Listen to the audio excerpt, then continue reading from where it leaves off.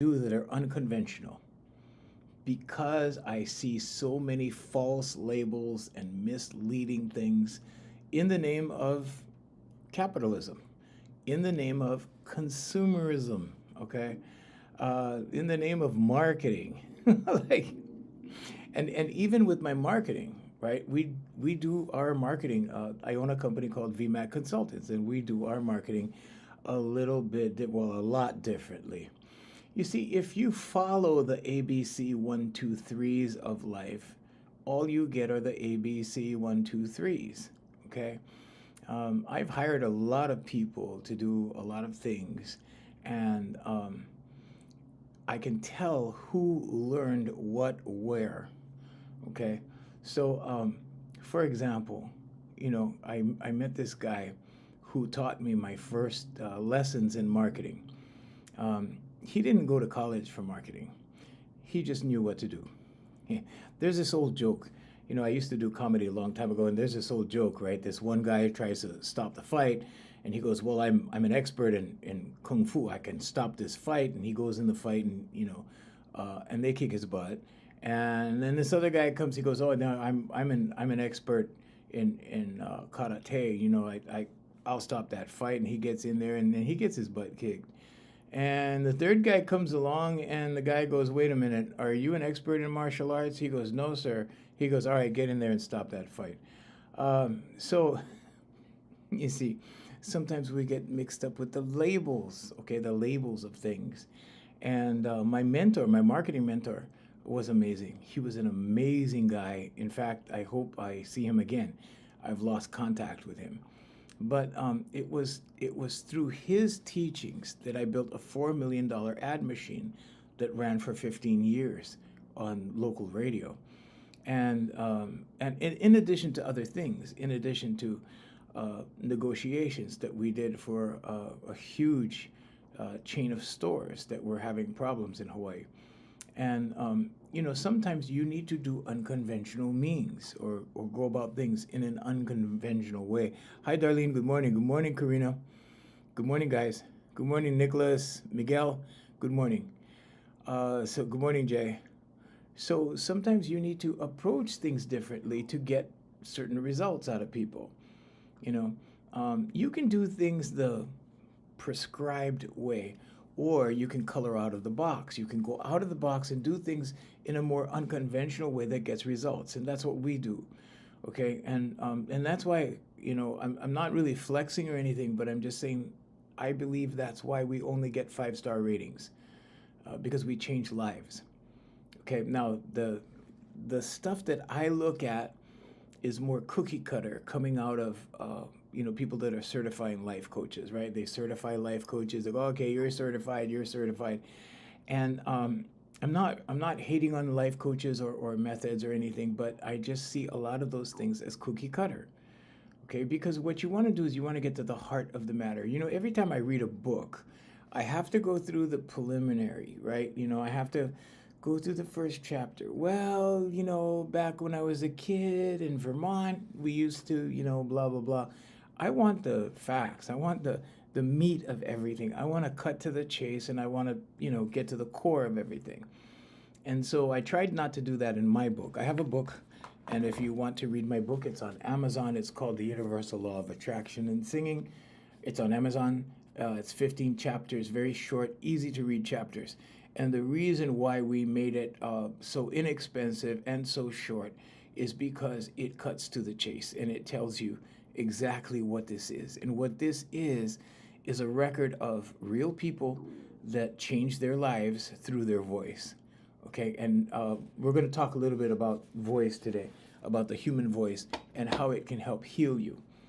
Okay, and we don't use it in medical terms. I have to preface that, so we don't get the medical industrial complex on us. But basically, your voice can trigger hormones that will soothe the brain, calm the brain, and get rid of anxiety, get rid of overthinking, get rid of the drama, and then you're just left with clarity. Okay, so it clears, it makes you clear. So today we're going to talk a little bit about, what exactly is a spiritual life coach. Well, you could you could look at it like, oh, those people that light candles and they have the white crystal bowls and they do tarot card readings and that kind of thing. I am none of that. You don't see any candles. I don't bring any bowls. I don't, um, but what I do bring is energy. Whatever you call this in here, okay? You want to call this, and you want to call this energy. You want to call this a soul. You want to call this a spirit. Okay? You're not your body and you're not your name. You are that spirit that lives in here. You're a spirit having a physical experience. You have this body to allow that physical experience. And there is a separation between the body and the spirit. Okay, now the closest thing I can refer you to read about this is the Holy Bible. Hi, Cooper, good morning. Good morning, guys.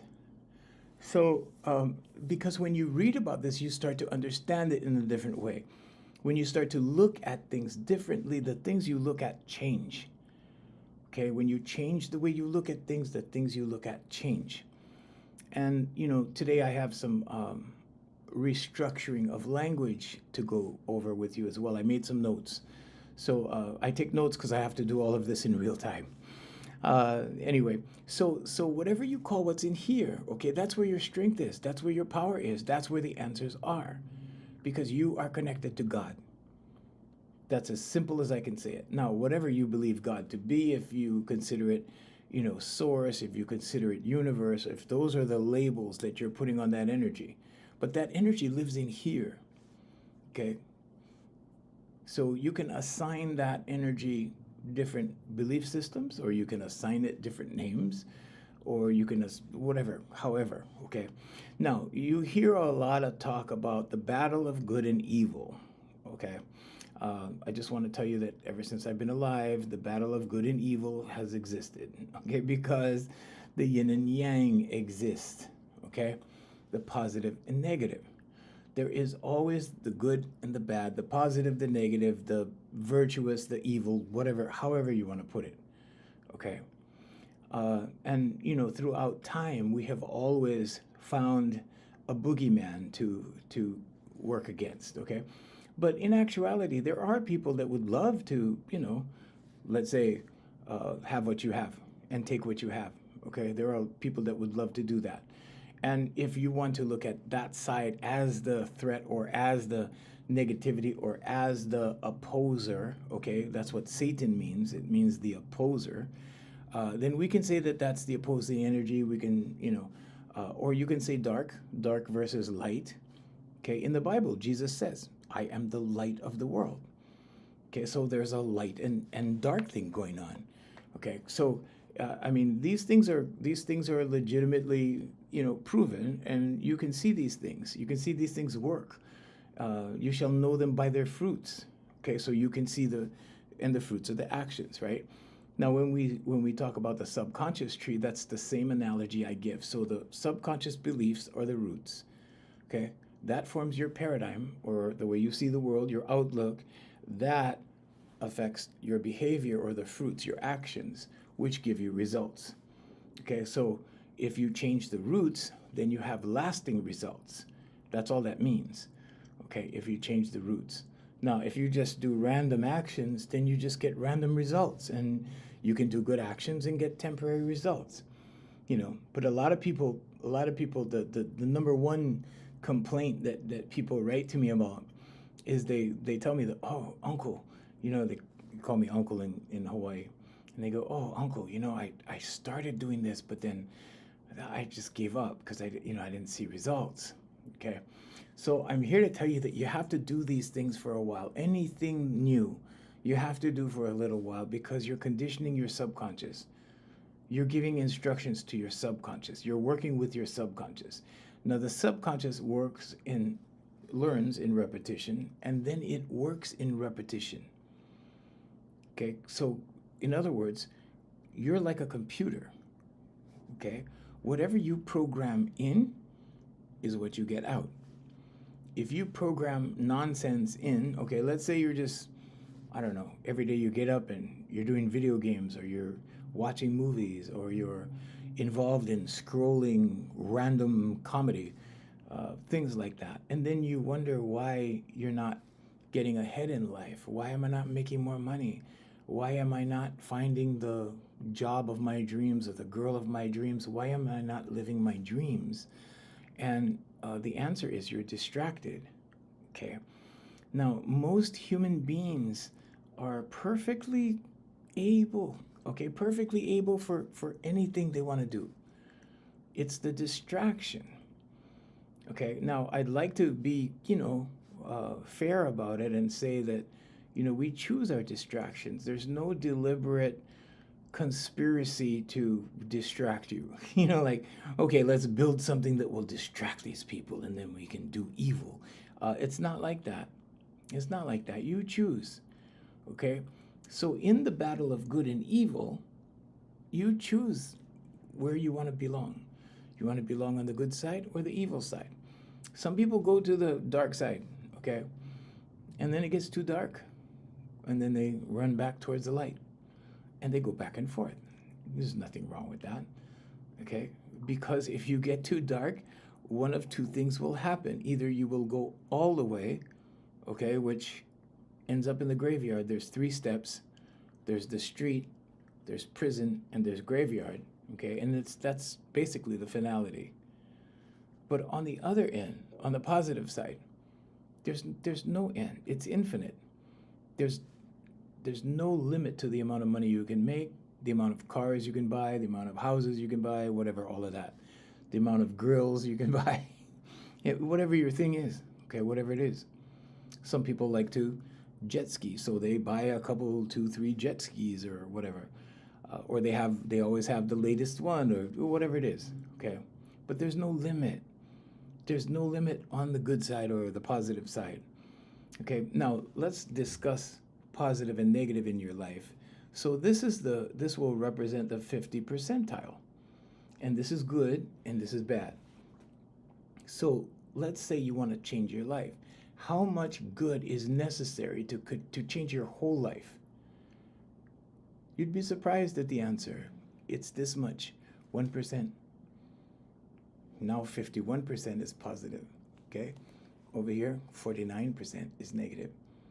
And you can go from there and you can push it to 55. You can push it to 60. Okay, past 60 is a chore. It gets difficult, okay? When I do my intake of clients, I always ask them, I say, okay, what percentage of positivity do you think that you hold in your everyday life? And I normally get like, 90%, 95%. Okay, that's a lot of work. That's a lot of work, okay? But I'm here to tell you that you can have, do, or be anything in life. Anything, okay? And I've done it, okay? But every time I've gone after something, I've had to apply myself to it. What does that mean? That means you have to apply your focus, okay? Energy goes where, or energy flows where focus goes. So when you apply your focus, you're applying energy to it. What do you call this? Spirit, energy, soul, okay? You apply your soul to it. You apply your spirit to it. You apply your energy to it. Everything in the universe is energy. Then what happens? Well, remember, yesterday we talked about the center point. You hold that idea, you hold that focus as the center point, and your timeline corresponds to that center point.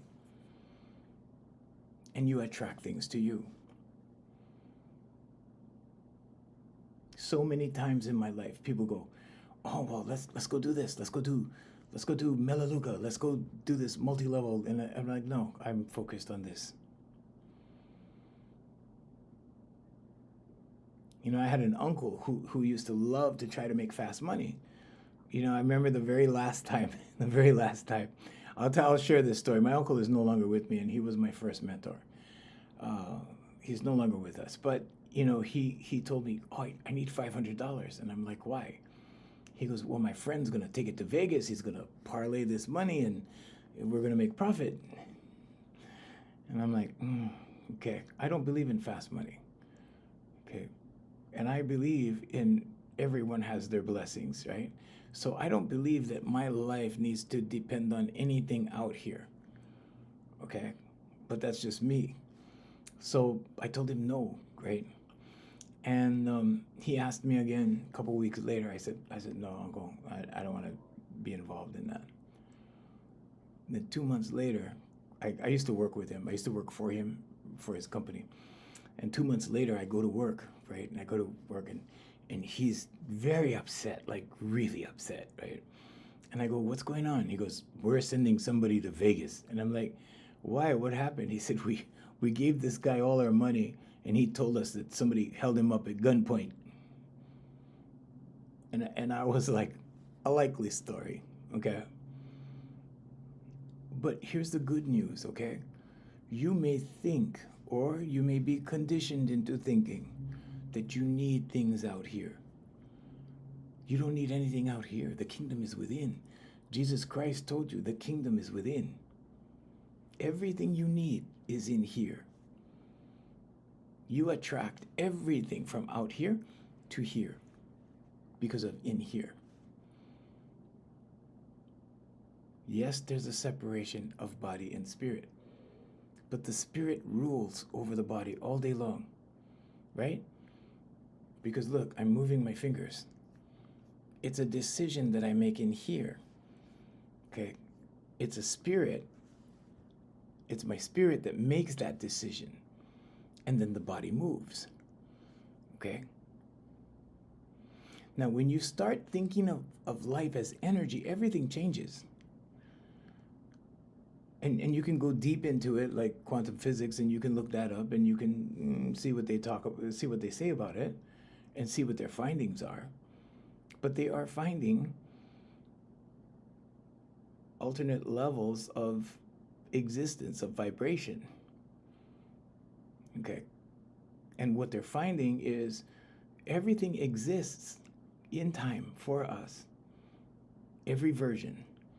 Okay, so there's multiple versions of everything. We choose this one, or this one, or this one, or this one. I'm not going to get too deep into it because it gets confusing if you haven't done any background on it. But try searching up quantum physics and get the basic overview, and you'll understand the concept. And the concept is that we choose. So there's not one way to something. There's not two ways to something. There's not three ways to something. There's infinite ways to something. But what does your left hemisphere, the left hemisphere of your brain, what does your left brain tell you? Well, it starts to rationalize, right? And then it only figures out a couple of things, right? It goes, okay, well, I could see how we could do it that way, or I could see how we do it this way, or whatever. And it begins to rationalize you out of your dreams. It starts to give you reasons why you can't.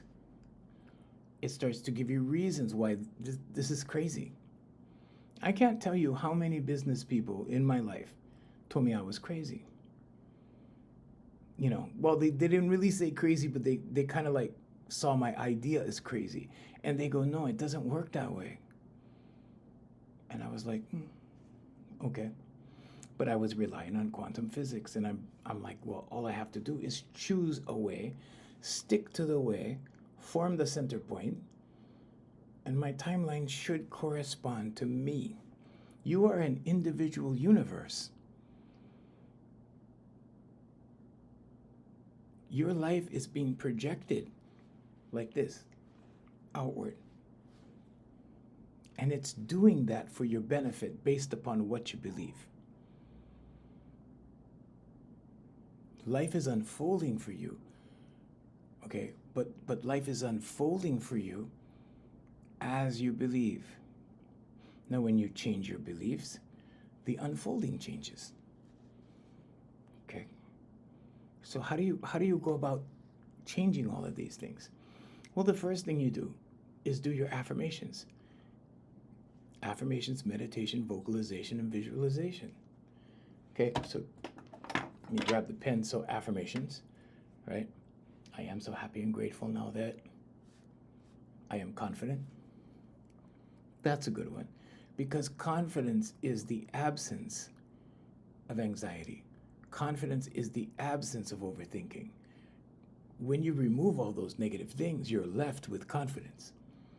Confidence is not necessarily something you add. Confidence is the result you get when you take away the negative things, because you were born confident. You were born confident. You were born in love. Love is a strength. It's not a weakness. You know, a lot of people look at love like a weakness.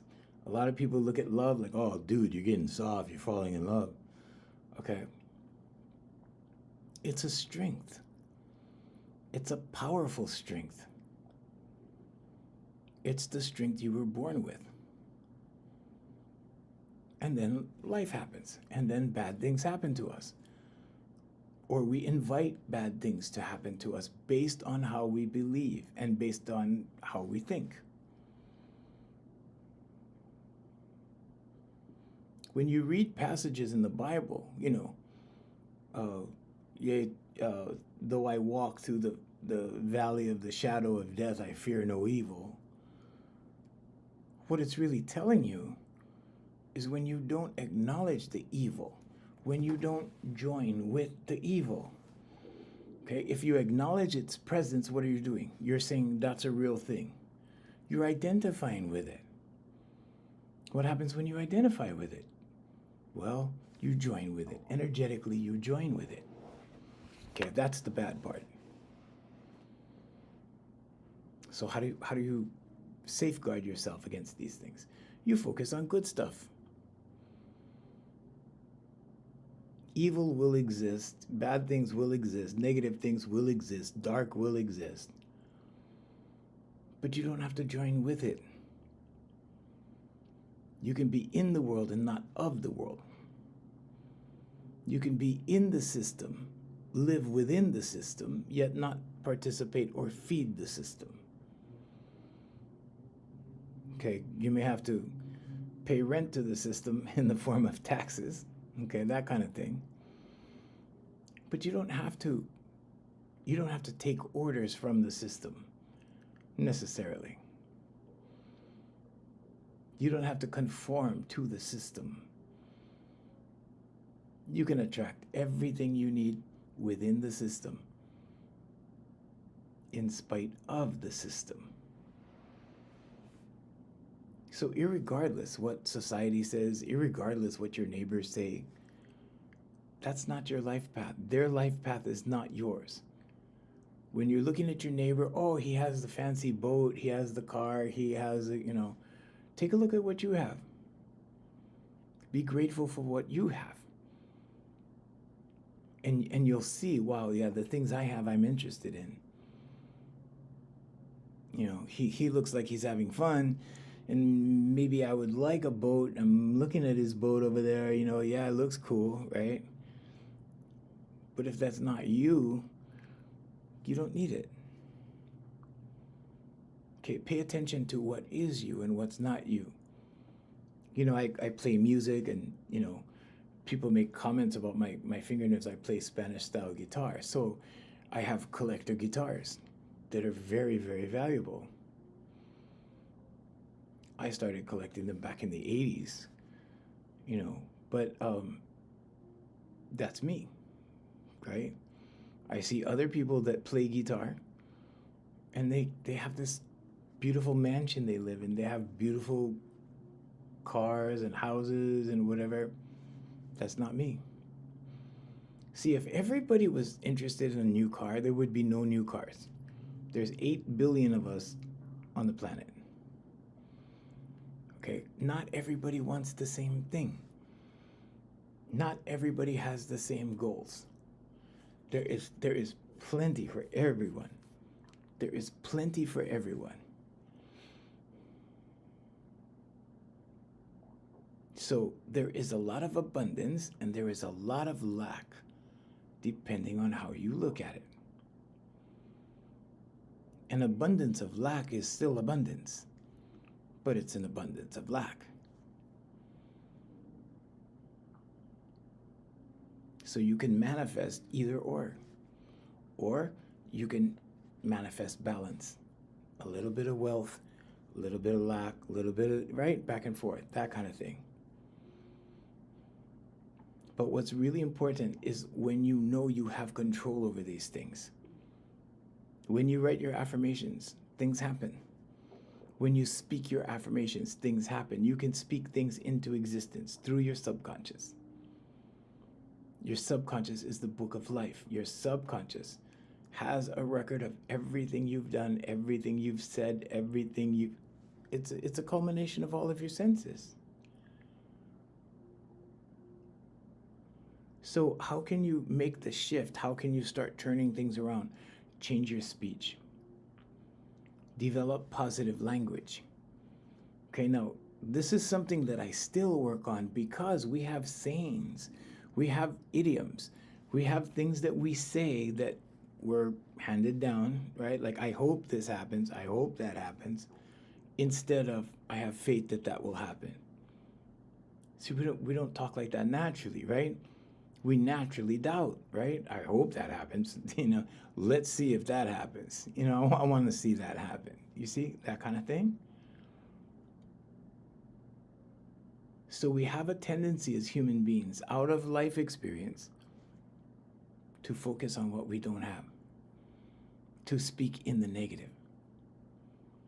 And when we do that, we get the result of, the result of whatever we speak. So here's some, I made some notes here. Instead of saying, I don't want to do that, I've never done it before. You're using negatives, right? I don't, and then never, you're using negatives. Rephrase it. I'll try it because I may learn something new. Okay, these are just suggestions, okay? Instead of saying I'm never going to get better at this, say I'll try again until I figure it out. No, you have the right to not do things. Okay, so it's not like you have to be positive and say you're going to do this until you get it right or whatever. You have the right to not do it anymore. And it's not necessarily giving up. Unless giving up is your choice. If you make that choice to give up, you don't really fail until you give up. Failure is a part of success. A lot of people don't realize that. I still fail. If I'm not failing, something's wrong. Okay, that's the alarms that go off in my head, is when I'm not failing. When everything is working for too long a period of time, then I'm probably in my comfort zone. I'm probably too comfortable. Because we can repeat the same process. Now you have to be aware that this is subconscious. This is in your subconscious. Okay, so when it's in your subconscious, you're repeating these things. If you're getting good results, okay. If you're a salesperson, if you're a manager, then your job is always to improve on the bottom line. If you have your own business, your job is always to improve the bottom line.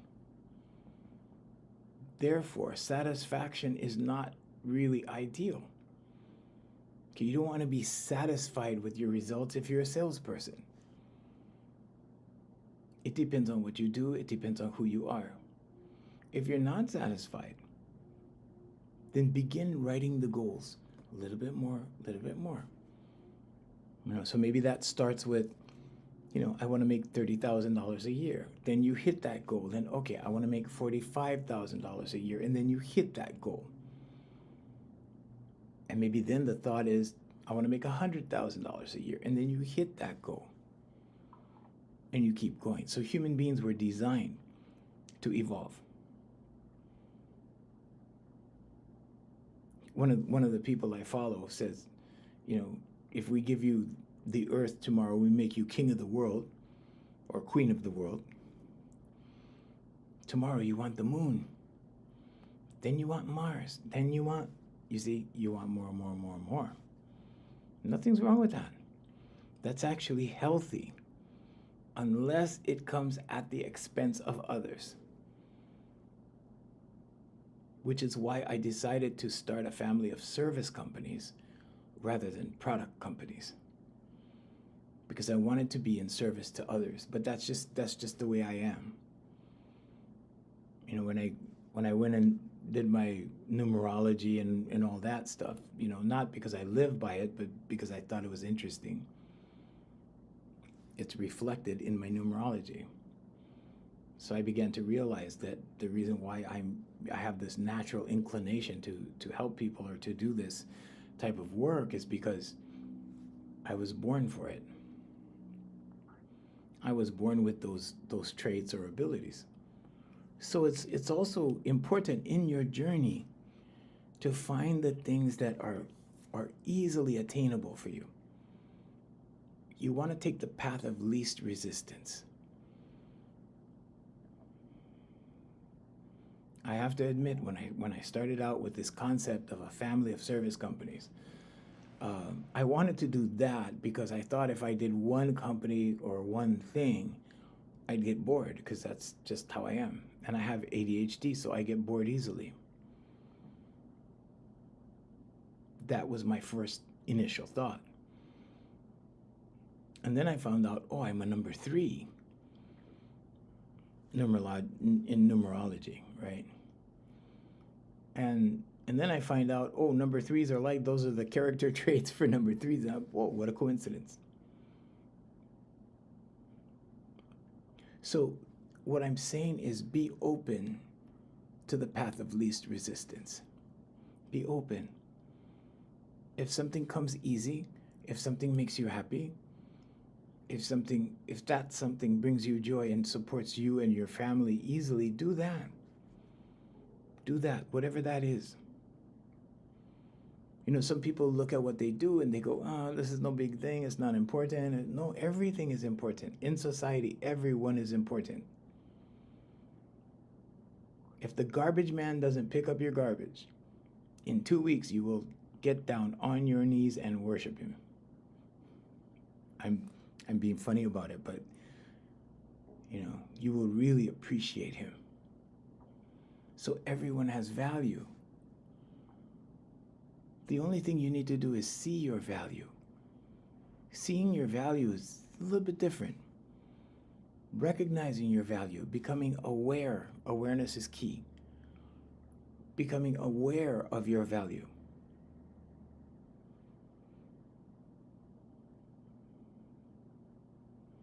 Awareness expands when you take the junk away.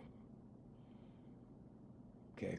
Awareness expands when you get rid of the anxiety, the overthinking, all of that. Okay, this creates, I have it in the stand here. Let me take it out. I was working on a project. This creates overthinking. This creates anxiety. This creates busy brain. This is stimulus. Why? Because it gives you that dopamine hit all the time, okay? We just live in a different time. I'm from a different time. In my time, we didn't have that. I still had ADHD. They didn't know what it was. My medicine for ADHD was the belt, wooden spoon. I could go on, okay? But what I'm saying is we have evolved as a society, and so has our technology. And because of our technology, we get more of everything, more good and more bad. Things that shock us and things that make us happy. Yesterday I was talking about how your algorithm of your social media is actually reflective of you, of who you are, of what you like. So it will show you more of what you like. Now you have your reticular activating system in your brainstem, which is designed to do just that. It's a filter. It will keep showing you things you like. So as a scenario, I said, you know, if you're scrolling and, you know, all of a sudden your social media algorithm starts showing you more of whatever you like, pretty soon your reticular activating system memorizes what you like, and it starts pulling it out of your physical reality. Now you're surrounded by that. So if you're watching things that are violent, you're going to be surrounded by violence because you're going to see it every day. If you're, watching depressing things or dramas that kind of get you down, pretty soon your reticular activating system is going to pull it from your physical world. Not only will you get it online, you'll get it in real life. And a lot of people don't understand how the RAS works. Look it up. Reticular activating system. It's a thing. But we're designed like that as human beings. So when you're online, you're actually participating in the digital representation of consciousness.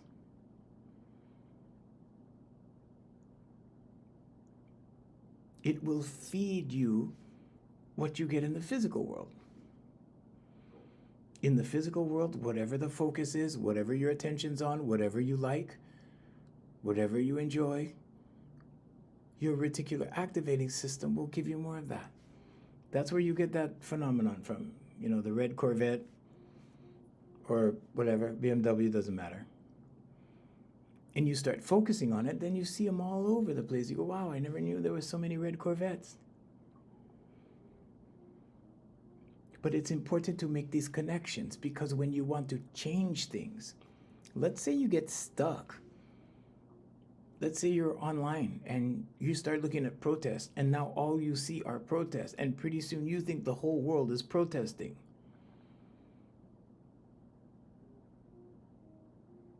And maybe now when you go into real life, you run into protests.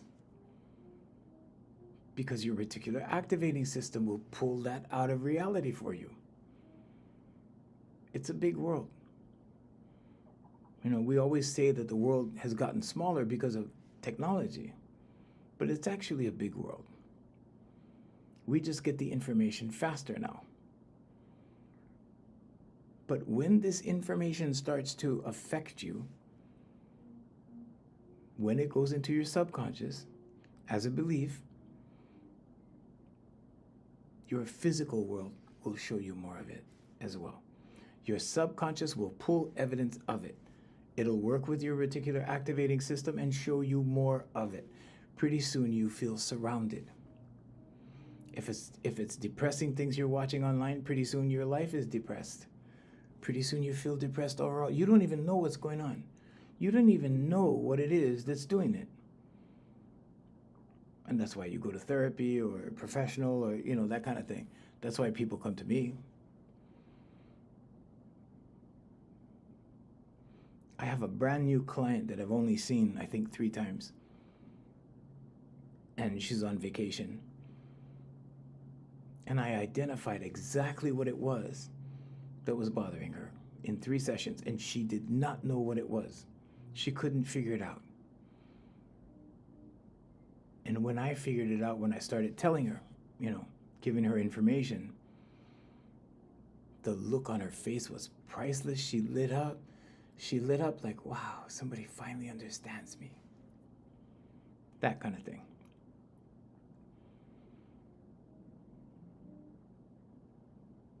The reason why we don't know what's going on all the time is because it's subconscious. It works below the surface. Below the conscious mind. So there's conscious, subconscious, and superconscious. What does the superconscious do? The superconscious reinforces the subconscious. The beliefs in the subconscious get reinforced by the superconscious. The superconscious is consciousness or source or God. Whatever you believe to be your higher power, that's what the superconscious is. We're going to use that as a label. And it's only because I don't want to offend people. Let's say if you're a Christian, I don't want to offend the non-Christians. If you're an atheist, then you only have the conscious and subconscious to consider. And then I don't want to offend you by saying, God is real, but God is real. That's what I believe. But that's me. I'm not here to tell you what to believe. I'm not here to recruit you for some church or temple or synagogue or like that. I'm here to tell you how the human being works. I'm here to tell you how you can make this better. I'm not here to sell you a package or a course or anything like that. I'm pretty expensive for the average person. And we're doing this on social media for the average people. Okay, for the people that are struggling right now, for the people who are not making enough money, who go, yeah, I really could, I deserve a break. Okay, but your subconscious has been conditioned to the grind. So what do? You keep going, keep going, keep going, keep going. You can only go in overdrive so long before you hit the hospital, before you hit the doctor's office, before you wear yourself down and wear yourself out.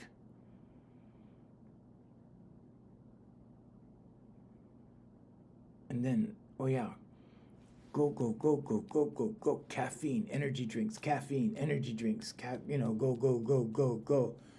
What about the end of the day? Okay, now I can't sleep. I did coffee, I did energy, I did Red Bull all day, now I can't sleep. Now what do? Shots, right? Alcohol, whatever it is. I'm not judging. I'm not saying it's bad. Okay, I'm not saying, whatever, right? Some people do these things. In Japan, they do it a lot. They work so hard all day. They start super early. And then they start drinking early. So they can sleep. And guess what? The next day it's wash, rinse, repeat. But this is the grind. Do you have to grind? No. You don't have to grind. You may have to work long, but you don't have to work hard. That's plantation mentality. It came out of the plantations. It came out of the industrial age. They want people to work hard, to produce for the corporations. That's not a bad thing if you're the corporation. If you're a person, I see these people retire. A friend of mine used to work for the city and county refuse department. Both of his knees had to be replaced. There's a lot of wear and tear involved with working hard. A lot of people, when they retire, like somebody told me, when was it? I went to the gym to go register for the gym on Friday.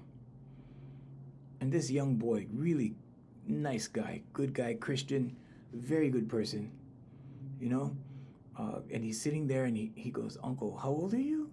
And I told him. And he goes, "Oh, Uncle, you look better than some guys I know in their 40s. And I'm like, well, I don't eat junk food. I don't eat sugar. I don't eat starch. I don't, I'm not perfect. I'm not perfect by any means.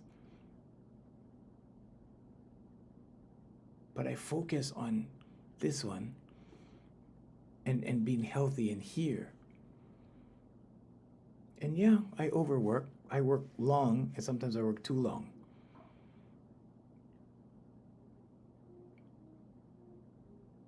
But the point is, a lot of people just push, push, push, push, push, push, and everything starts going wrong by the time they hit 40, sometimes 35. But it's a really good flex or a really good thing in our society. Oh, look at so-and-so, he's making a lot of money. Well, I'm here to tell you, you can serve God or you can serve mammon. When you serve money, there's a huge price. There's a huge price. When you serve God, if you want to read a good book, Florence Scovel Shinn, The Game of Life and How to Play It. She talks about God being her supply. God has always been my supply. Always. When I need something, I ask. Ask, believe, receive. Since 2007, it's been refined. But even before that, I remember making good money in 1994. I was making terrific money. And I was working a little long. I wouldn't call it hard work, but it was long work. It was using my brain. And it was really, I was really doing well financially, but I didn't have time for anything else. And then I got addicted to work. And this was in 94. By 2007, when I came upon all of this knowledge, I was like, whoa, what am I doing? Are you serving the system or are you serving God? See, when you serve God, all you have to do is have faith. You walk by faith and not by sight. Christians have a saying for that. And what I'm talking about is the energy in here. The kingdom is within. You seek in here, not out there. There is no out there, out there. God is not up there, out there. God is in here. God is in everyone, if they choose to access it. And whatever you call that, source, God, whatever label you want to put on the universe, whatever, you are your own universe, if you want to look at it that way. But when you go within, when you do affirmations, meditation, vocalization, visualization, okay, these are the gifts that you were born with. You were born with the ability to visualize. You were born with the ability to speak. You have a voice. God spoke the universe into existence. You can speak things into existence through your subconscious. Meditation. Be still. Be still and understand and experience the expansion of what the world really is. And you'll start to see that most of the things that were constructed for us, that were set before us, that were done for our benefit in society, doesn't mean all that much. They are just guidelines.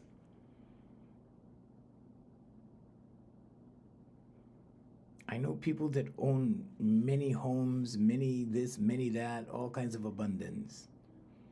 But in here, in their kingdom, it's empty. Why?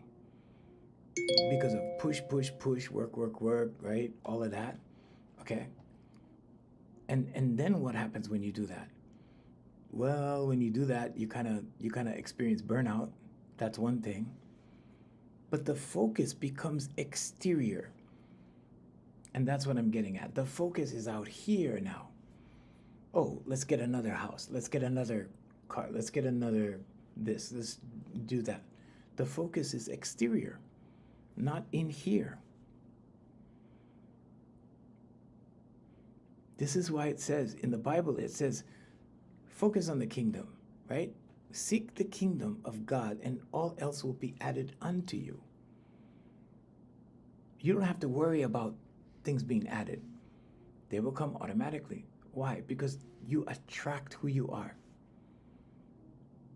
And you will attract who you become.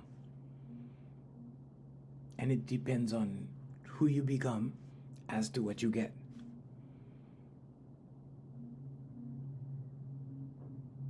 No such thing as being set up by God. No such thing as, okay, now you're receiving all kinds of good stuff, something bad's going to happen. No such thing. But you have to look at where you've been. I had this client. She is a top attorney in this town. I live in Hawaii. This broadcast is going out over 5 different streaming systems, platforms. So she's like at the top of her game as an attorney.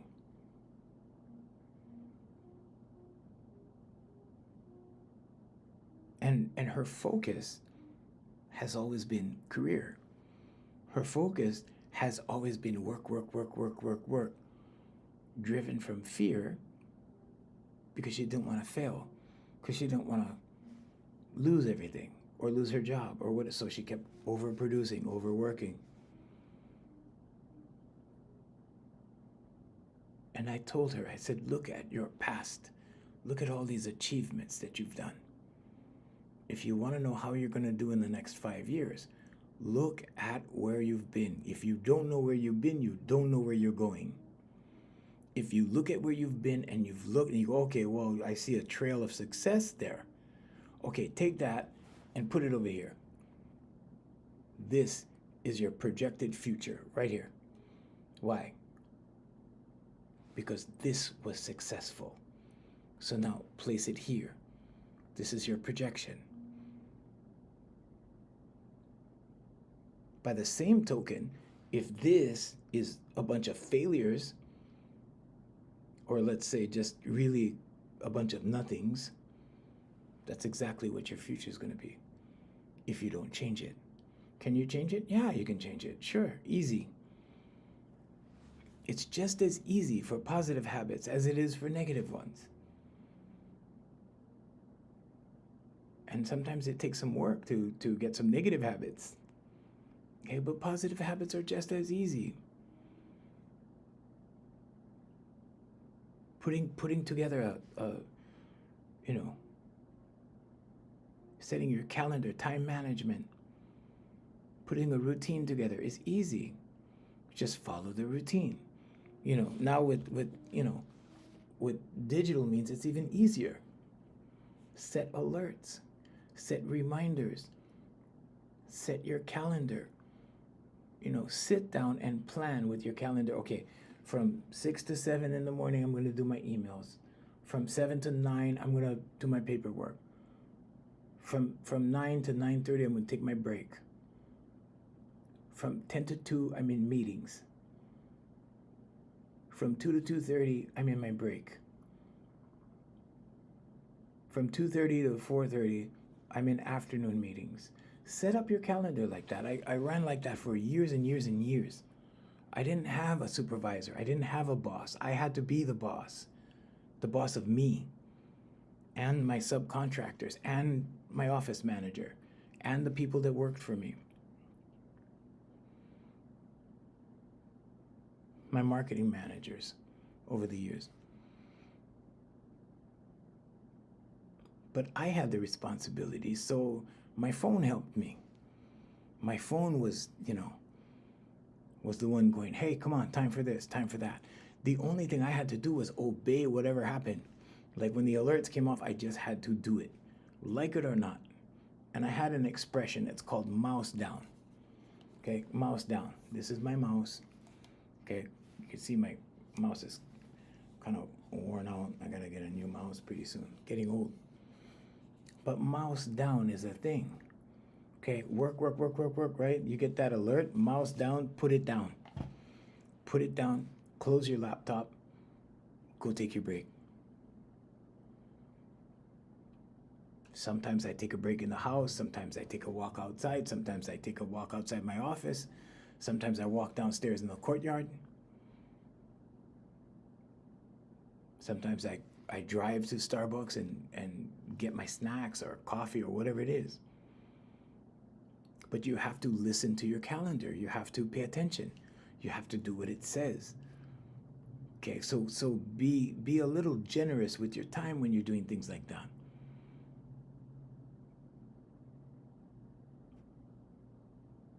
Okay, so when you do your affirmations now, remember no negatives. Okay, write things like, I can. Okay, don't even put words like try. Like people write down, I will try to do this, do that. Okay, here, let me show you. Here. I do this as a test to my clients sometimes when I do in-person clients. And I say, okay, here, take the pen from my hand. Try to take the pen from my hand. And they do this. And I go, no. You took the pen from my hand. Put it back. They put it back, and I go, okay, now try to take the pen out of my hand. They do that. They do it more than once. And I go, no, put it back. Try to take the pen from my hand. And they look at me and they're like, Uncle, what are you saying? I'm like, okay, watch. I'm going to try to take the pen out of my hand. There. I'm trying. Are you trying to do something? Are you trying to be better? Are you trying to have a better relationship? Are you trying to make progress with your career, with your job, with your business, this is what you're doing. Absolutely nothing. You either do it or you don't. It's that simple. Okay, so I'm not here to be PC. I'm not here to say, oh, I'm not here to sugarcoat things. The other day I had a violation, and I was just talking about some simple principles. Okay, but we're sugarcoating so many things in society. We're sugarcoating so much that we're giving young people, okay, people in their 20s and 30s, and even stretching into the early 40s. We're giving them a lot of imaginary concepts. We're telling them it's okay to try. You either do or you don't. And just to be fair, I see a lot of younger people, a lot of, like that boy in the gym, he was in his 20s with a good head on his shoulders, good principles, good morals, good outlook, good attitude. There's a lot of guys like him. So I'm not saying, the younger people are all like that, but a lot of them are. A lot of them are so sensitive. So just know that trying is not a good affirmation. Okay, when you try, you're not really doing anything. So use words like I can do whatever. Okay, it is possible for me to do whatever. I am capable of doing whatever. And write your affirmations like that. Or you can write them the way I write them. I'm so happy and grateful now that I am, and then blank. I use double I ams because in the Bible, God refers to himself as I am. He tells Moses, tell the people of Israel, I am sent you. So when you use the power of I am, and you'll feel it in 2 weeks if you write an affirmation, the power of I am, it's incredible.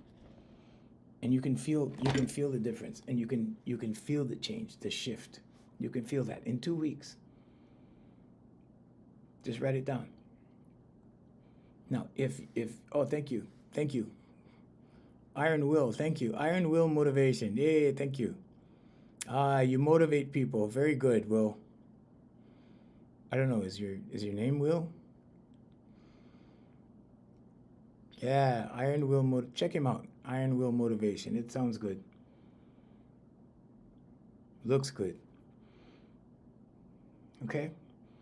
So like I said, I'm a spiritual life coach. I deal with the energy in here. There's no certification for that. I just go in and change lives. That's my job. My job is to unlock the prison door. The prison is here. Okay? When you finally open that door, okay? Because this is a good place to hide in here. Some people hide in here their whole lives and they don't come out. Okay? And remember that authenticity is the highest vibration. These are all the things that we talked about this week. Thank you, Darlene. Darlene, thank you. Thank you for being here, Darlene. Okay, but this is what we're talking about this week. So that's kind of like a little bit of everything we discussed this week. Authenticity, okay? Raising your vibration by raising your mood. Okay, striving to be happy. Oh, thanks. Thank you, Will. Striving to be happy. Okay, it doesn't mean that you're faking happiness every day. It means that you're finding things to do that are in alignment with your soul, with things that make you happy. Okay, so we want to say goodbye to our international feed right now. So we want to say we'll be here tomorrow morning, 7 a.m. Hawaii time. It's 8 a.m. right now, Hawaii time. And so we will say aloha